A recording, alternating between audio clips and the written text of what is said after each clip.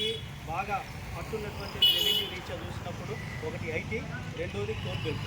ఈ కోల్ బెల్ట్ని కూడా ఇప్పుడు దారాదత్తం ప్రైవేటులు చేస్తే చూస్తూ ఊరుకునే పరిస్థితి లేదు. తెలంగాణ ప్రజలు చైతన్యవంతమై తిప్పికొట్టే పని చేస్తారు. సిపిఐ లెఫ్ట్ పార్టీలోకి వచ్చేస్తే సిపిఐ సంబంధించి ఇప్పుడు ఆ పార్టీలో ఇప్పుడు కాంగ్రెస్ పార్టీతోటే వాళ్ళు ప్రభుత్వంలో పాల్గొంటున్నారు. వాళ్ళు ఇప్పుడు మీకు సపోర్ట్ ఇచ్చే అవకాశం ఉందా? సిపిఐ లేకపోతే సిపిఎం ఒంటరిగానే ఉందా?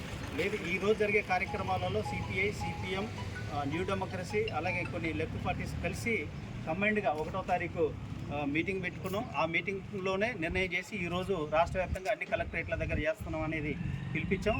ఈరోజు ఆ రకంగా జరుగుతుంది. సిపిఐ కూడా ఈ పోరాటంలో ఉన్నది ప్రత్యక్షంగా ఇప్పుడు, కాబట్టి అనుమానాలకు అవకాశం లేదు. వాళ్ళు కూడా బీజేపీ సర్కార్ యొక్క వైఖరిని ఎండగట్టేదంటే వాళ్ళు కూడా ముందు పీటన ఉంటారు. ప్రభుత్వంలో భాగమైనటువంటి తమ్మినేని వీరభద్రం ఒక్కడే ఎమ్మెల్యే ఉన్నాడు సిపిఐ నుంచి. ఆయన ఏమైనా మాట్లాడే ప్రయత్నం చేశారా, లేకపోతే ఏమంటున్నారు? సిపిఐ ఎమ్మెల్యే మూనమేని సాంబశివరావు, తమ్మినేని వీరభద్రం కాదు.